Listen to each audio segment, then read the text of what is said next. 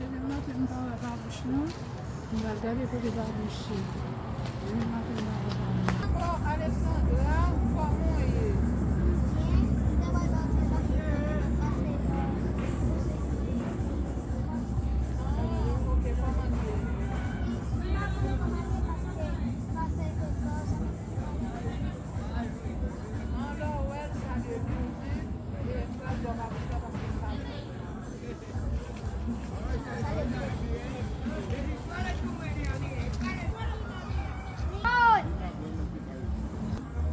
Oh, Alexandra. Solo pregúntame cómo yo estoy. Yo estoy bien.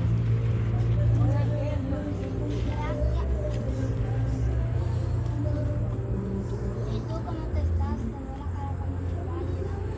Aquí tú sabes, pensando en mi mamá y mi papá. ¿Y qué tú quieres hacer con tu vida? Bueno, yo quisiera ir a la escuela, pero como no tengo madre ni padre, yo pensaba en ir a tu casa a vivir para allá, para tú sabes que mi tía me puede dar un techo, me puede dar cuadernos, cosas así para yo estudiar. Bueno, esa decisión la tiene que tomar mi mamá, porque yo soy una niña que no se dice.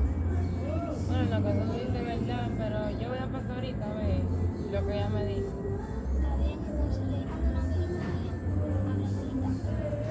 a No vamos a ver porque yo voy para allá.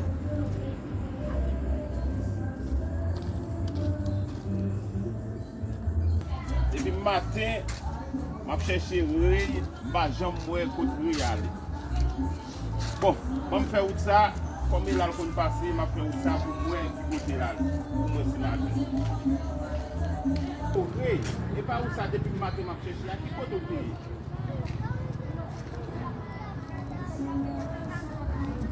Ou konen bien maman nou ki mouri, di kite ou nan men, ou konen de kwa pati, de pou pral 46 an mi, fò fè m konen ki kote wale. Paske depi matin map chèche ou mba jam mwen ki kote wale.